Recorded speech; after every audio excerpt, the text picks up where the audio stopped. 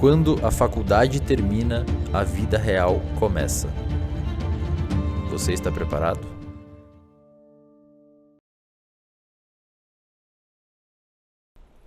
E o vínculo hoje é uma coisa muito negligenciada, principalmente por profissionais recém-formados.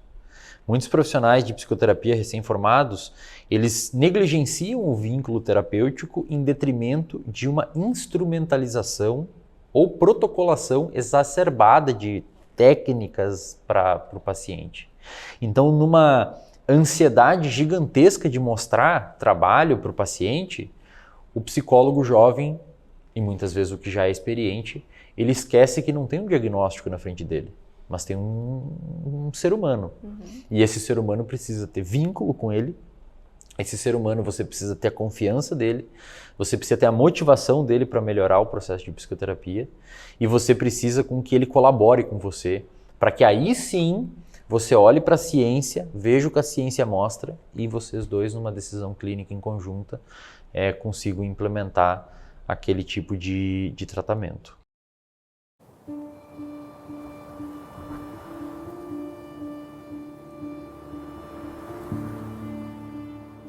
Me fala um pouco da clínica, quando que ela surgiu e por que você aplica esse método, como que foi isso? Na pandemia eu tive que desistir, renunciar minha bolsa de doutorado, eu continuo fazendo doutorado, mas sem bolsa, porque minha família passou com as dificuldades financeiras e eu precisei começar a atender paciente. Eu comecei a atender paciente por R$80 a hora, tentando captar ali paciente da internet, etc. E depois de um determinado tempo, acho que 1 ano, atendendo assim meio sozinho, a gente teve um fluxo tão grande eu tinha um fluxo tão grande de lista de espera que eu tive que chamar algumas pessoas para me ajudar. Então eu chamei 2, 3 amigos que eu conhecia, que eu confiava no trabalho, e esses amigos começaram a atender para mim e eu cobrava uma retenção de um valor de cada consulta em troca do paciente que eu mandava. Em algum momento eu percebi que estava demais, eu já estava com 7, 8 pessoas ali, tinha muita gente na fila de espera. Então eu resolvi chamar um colega, que é o João, que é professor inclusive no curso, um mestre em neurociências também, um cara fantástico, foi meu colega na graduação inteira. A gente resolveu fazer uma sociedade e fundou a Clínica BeHealth. Nessa clínica hoje a gente tem 30 profissionais trabalhando, tanto psicoterapeutas, e aí cada psicoterapeuta tem uma especialidade, então tem os que trabalham mais com transtorno alimentar, outros mais com transtorno de personalidade, outros mais com depressão e ansiedade, e assim sucessivamente. E além disso a gente tem nutricionistas e psiquiatras, então uma clínica interdisciplinar. O paciente ele chega, se ele tem um problema alimentar, ele fala com o terapeuta fala com o nutricionista dele, que é da clínica, então ataca o problema por várias áreas. A clínica ela é pautada praticamente na prática baseada em evidência, então faz todo aquele tripé, melhor evidência, por exemplo, se chega um paciente com transtorno de personalidade borderline, tem um grupo específico dentro da clínica que tem mais especialidade nisso, então a gente direciona para eles. Legal. Mas às vezes o paciente não foi com a cara de um deles. E então tem que mandar para o outro, que às vezes não sabe tanto de personalidade borderline, vai conseguir fazer a intervenção, mas o paciente teve uma preferência maior. Então, para não perder o paciente, a gente tem que colocar ele no terapeuta que ele tem mais aliança, mais vínculo. Hoje a clínica trabalha basicamente com prática baseada em evidência. E eu praticamente atendo só com base no questionamento socrático e na análise funcional. Então é pegar o paciente, eu realmente hoje, o diagnóstico para mim ele não é uma coisa muito importante, eu olho mais para a disfunção que o comportamento do paciente tem e questiono ele sobre como que ele enxerga a realidade. Obviamente eu olho para o diagnóstico, porque, por exemplo, tem alguns diagnósticos que são importantes, por exemplo, transtorno de humor bipolar, a gente tem que ter uma intervenção mais direcionada ao ciclo circadiano.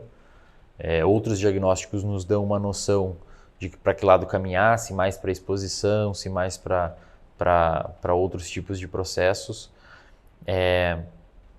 E eventualmente, se o paciente tem sim um diagnóstico que é claro que é aquele diagnóstico, a gente faz a aplicabilidade de uma técnica específica para aquele diagnóstico, tá?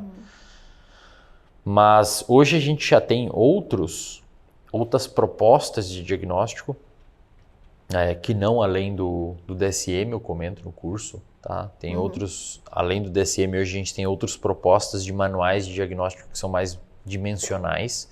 O DSM ele é muito categórico e a gente comenta isso no curso, mas a clínica inteira ainda não tem essa pegada. Majoritariamente a gente trabalha com prática baseada em evidência. Eslen, dá para ganhar dinheiro com psicologia? Dá para ganhar. Ao contrário do que nos ensinam na faculdade, o psicólogo ele pode ganhar muito dinheiro e se ele tem competência e profissionalismo para tal, ele deve ganhar muito dinheiro.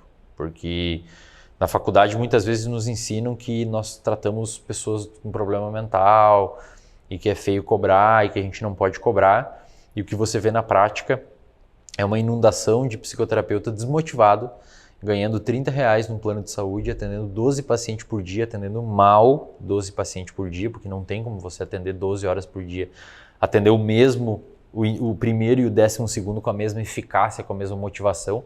É cerebralmente inviável, seu cérebro cansa, fica cheio de adenosina, você perde atenção, perde capacidade de insight, não presta atenção no que o paciente falou. Então, se você tem fila, se você tem demanda, você pode e deve sim ganhar dinheiro. E eu acredito que a psicologia vai ser uma das profissões, se não é já a profissão do futuro, porque, como eu disse, a prevalência de problema em saúde mental não diminuiu nos últimos 50 anos, 60 anos, ao contrário de outras doenças médicas que, uma vez que a gente descobriu o problema, a gente conseguiu diminuir a mortalidade. No transtorno mental a gente não conseguiu ainda. Dezenas de indústrias farmacêuticas saem fora de ensaios clínicos com medicamento psiquiátrico, porque normalmente a gente não tem avanço nenhum. Para você ter uma noção, os protótipos dos antidepressivos e dos ansiolíticos usados até hoje ainda são da década de 60 e 70, só se altera alguma coisa, mas o mecanismo primário é o mesmo, via dopamina, noradrenalina e serotonina. Agora surgiu a cetamina, que é um medicamento que atua no receptor glutamatérgico, mas é uma coisa recente, o único nos últimos 50 anos, provavelmente. Então, assim, campo da saúde mental é um campo complexo, difícil, que as pesquisas estão avançando, mas ao mesmo tempo as indústrias têm medo de ir para esse lado porque normalmente não tem tanto resultado, muito dinheiro investido para pouco retorno. E cada vez mais a neurociência está mostrando que a psicoterapia tem eficácia a nível neurobiológico, a nível neuroplástico. E aqueles profissionais da psicologia que estiverem capacitados para fazer isso, com certeza vão ganhar muito dinheiro, desde que saibam e não façam cagada com a parte financeira da clínica, porque você tem que entender que você é um profissional autônomo, um profissional liberal, e você tem responsabilidades com o fisco. E hoje a gente não sai da faculdade sabendo abrir PJ. Profissionais da psicologia nem sabem que precisam PJ. Profissionais da psicologia muitas vezes ficam recebendo na PF, na pessoa física. O paciente deposita na pessoa física, ele não paga carnê-leão, porque ele não sabe que precisa pagar carnê-leão. Quando paga carnê-leão, ele paga 27% de imposto, sendo que se ele abrisse uma pessoa jurídica, ele provavelmente conseguiria diminuir esse imposto para mais ou menos uns 16%, 17%, mas ele não tem noção disso, porque não nos ensinam. Nos ensinam que é feio ganhar dinheiro, nos ensinam que é feio a gente atender por um valor mais caro, e você vê um monte de psicólogo excelente desmotivado por acreditar nesse tipo de bobagem. E por que você acha que ensinam isso a vocês? Porque a psicologia sempre foi vista como uma área de tipo, vai lá no psicólogo, sabe?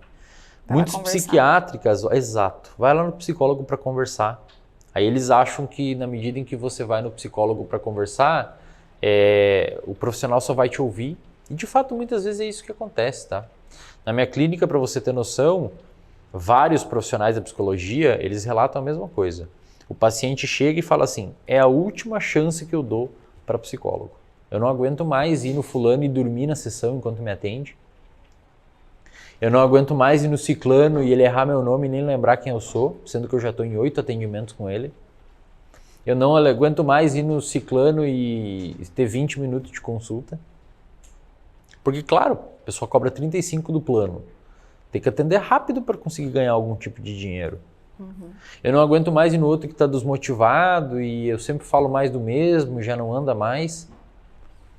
E aí eu resolvi vir aqui nessa clínica porque eu vi que o Wesley lá nos negócios lá que ele fala no YouTube, falando que de córtex pré-frontal, de neurotransmissor, de rede de modo padrão, de intervenção em psicoterapia que envolve diminuir áreas do cérebro que resulta numa melhora funcional, que a terapia é um tratamento biológico. E hoje eu vou dar minha última chance para profissional da psicoterapia porque eu não aguento mais isso. Aí muitos profissionais da psicologia se colocam nesse lugar por não cobrar, por abrir a webcam para atender o paciente online de regata. Como é que o paciente vai respeitar um psicoterapeuta, o cara de regata fazendo um atendimento? A webcam toda encebada, escuro, não tem uma luz, você não enxerga a pessoa. Imagina você indo num médico assim, imagina você indo num dentista assim, imagina você indo num advogado que o cara te atende de regata, num consultor financeiro que te atende de bermuda. E os profissionais da psicoterapia, eles não entendem que eles são profissionais da saúde. Você tem que cobrar pelo seu atendimento, você tem que se embasar em evidência, você tem que se portar como um profissional da saúde, você tem que ter a sua parte profissional de empresa mesmo, alinhada com o fisco. Você não é um cara que se formou na graduação X com um monte de gente fumando um baseado e acha que a sua vida vai ser desse jeito. Você tem que ser um profissional. Se você não for um profissional, o psiquiatra não vai dar bola para você quando vocês têm paciente compartilhado. Você vai ter medo de falar com o psiquiatra. Muitas vezes você vai falar para o psiquiatra, eu acho que esse paciente aqui está tendo uma resposta errada a esse antidepressivo. Ele aumentou a irritabilidade desde que começou a tomar.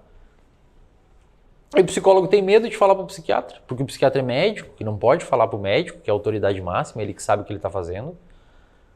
Psiquiatra que respeita o paciente e sabe a importância de um psicólogo, cola no psicólogo. Por quê? Porque o psicólogo está toda semana com o paciente. O psiquiatra está uma vez por mês. O psicólogo vê o ajuste fino acontecer. Um exemplo, muito comum na clínica. Paciente diagnosticado com borderline, diagnóstico de borderline, recebe um tratamento com antidepressivo, mas na verdade o paciente tem o diagnóstico mesmo de transtorno bipolar, porque é parecido. O diagnóstico do border é meio parecido com o bipolar se o paciente estiver em uma fase de ativação no bipolar.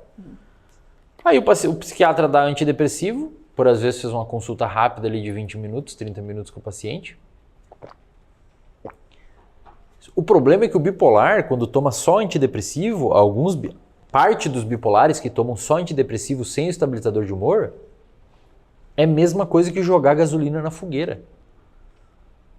O antidepressivo ativa o paciente e deixa ele com uma irritabilidade absurda, mas absurda e gigantesca.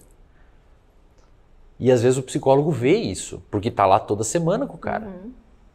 O retorno médico vai ser só... Exato, e às vezes o cara mente pro médico. Fala, eu fiquei meio mal, mas às vezes o mal é quebrar coisa em casa, é ter comportamento de risco, é usar droga, usar substância. E o psicólogo, muitas vezes, por se colocar no lugar de um coitadinho, não fala pro médico. Então, assim, o profissional da psicologia tem que entender, e é isso que a gente vai mostrar no curso, que você tem uma ferramenta de intervenção poderosíssima que muda a neurobiologia do cérebro, é mais eficaz para grande parte dos transtornos que só o medicamento. Depressão moderada, até mesmo grave, só psicoterapia cognitivo comportamental é melhor que antidepressivo em alguns casos. Ansiedade leve e moderada, só psicoterapia cognitivo comportamental é melhor que medicamento. Não precisa o medicamento. O paciente não precisa tomar o medicamento nesses casos de leve a moderada, se tiver um bom profissional acompanhando. Se for mais grave, precisa do ajuste. Agora, para mim é espantoso que um profissional com uma ferramentalha dessa poderosíssima em mãos se coloque no lugar de um pobre coitado de humanas. Cara, você é um profissional da saúde. Você tem que atender o seu paciente levando em consideração que você é um profissional da saúde. Você tem que ter o seu consultório, essa clínica rodando bonitinha, pagando o seu imposto, organizando as suas finanças, tendo caixa, fazendo DRE, conseguindo abrir sua PJ, tirando os dividendos. emitindo nota para paciente, como é que o paciente vai... Como é que o cara que tem uma empresa... O cara tem uma empresa.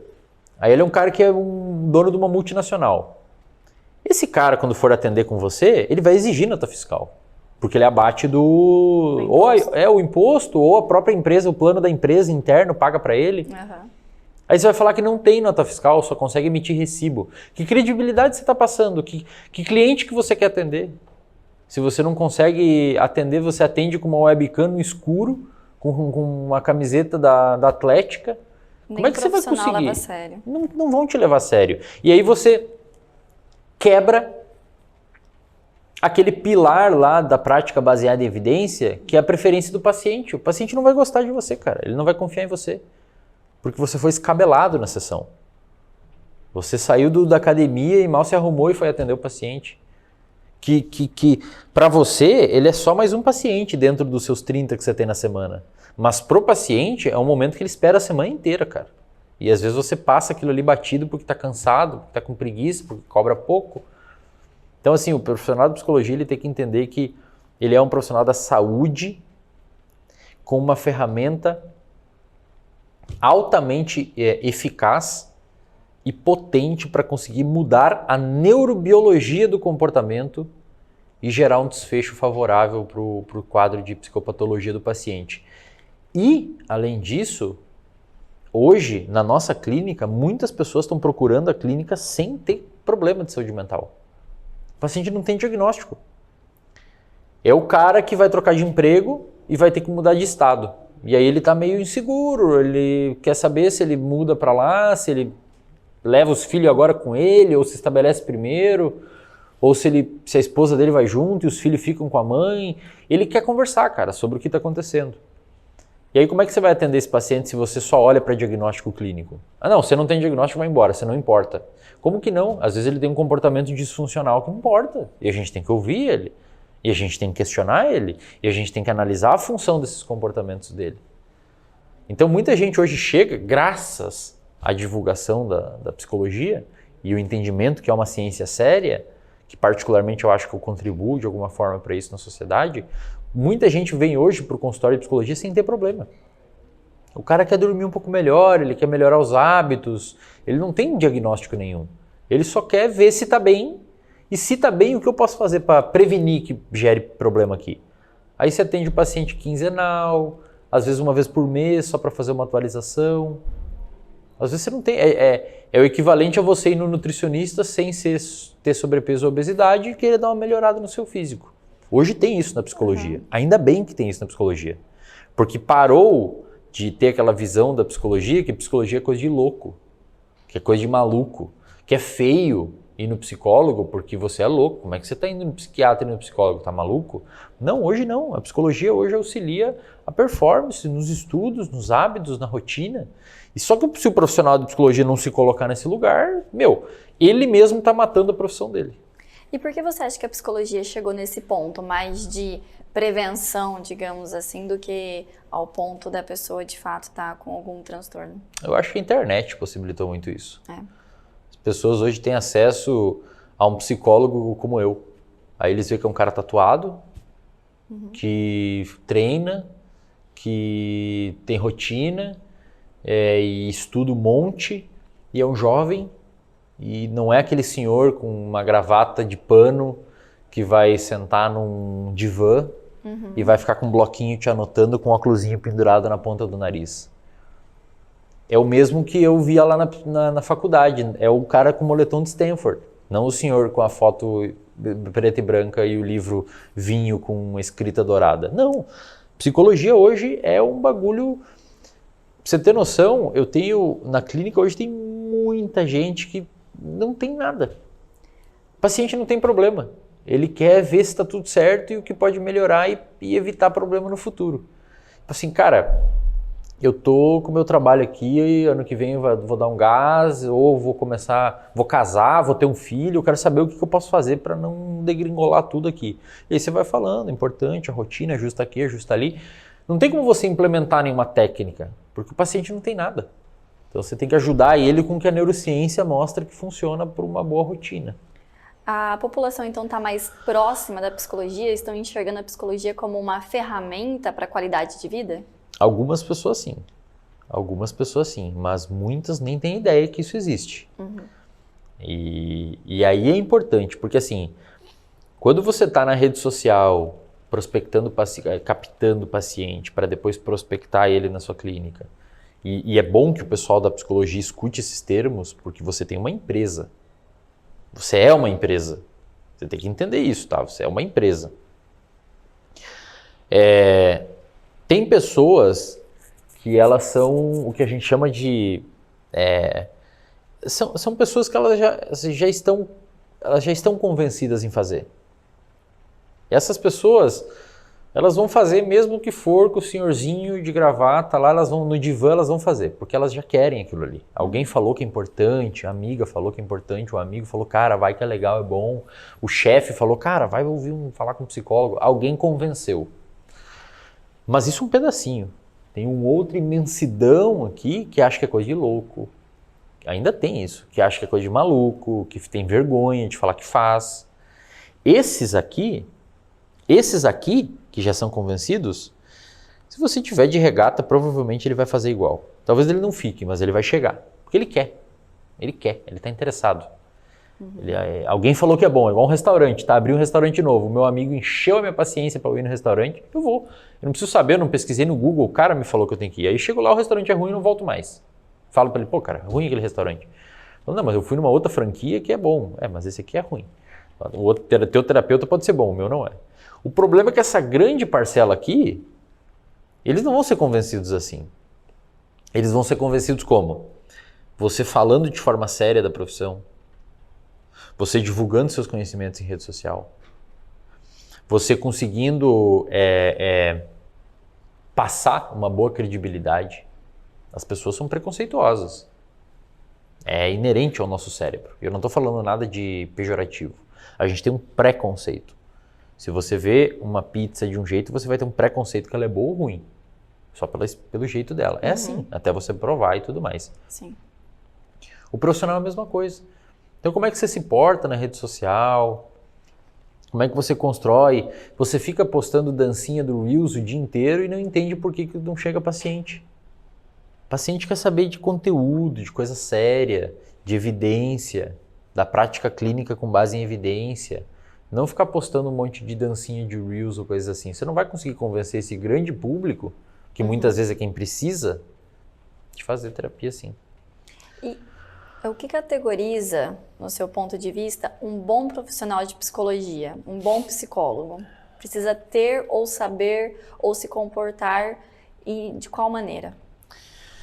Eu acho que um bom psicólogo é um profissional que tem noção quando não sabe, é um profissional que tem noção do que a gente sabe hoje, de evidência científica para determinados transtornos, é um profissional que não arrisca fazer o que não sabe e tem a humildade de passar para o colega que sabe fazer melhor, e é um profissional que consegue, acima de qualquer coisa, lembrar que na frente dele tem um ser humano e não um diagnóstico. Para mim, esse é o profissional excelente de psicologia, porque é o profissional que vai conseguir englobar tudo dentro do consultório. Agora, um profissional diferenciado em psicologia, porque bons tem vários. Agora, um diferenciado em psicologia é o profissional que sabe o que as neurociências têm mostrado. É um profissional que sabe explicar a neurobiologia do sono para o paciente, para fazer uma boa higiene do sono. É um profissional que sabe explicar os processos neuroplásticos envolvidos no medo. É o profissional que sabe explicar para o paciente a função de áreas do cérebro, como o córtex cingulado anterior, que faz com que o paciente tenha uma interpretação equivocada do mundo, o que na psicologia cognitiva chamam de crenças centrais. É o profissional que sabe explicar para o paciente a relação neurofisiológica da formação de um hábito, da formação de um vício. É um profissional que, além de ter o escopo bem delimitado do que é a psicologia e intervenção em psicologia, levando em consideração a subjetividade do paciente, é aquele profissional que sabe o que aquelas intervenções vão fazer no cérebro do paciente.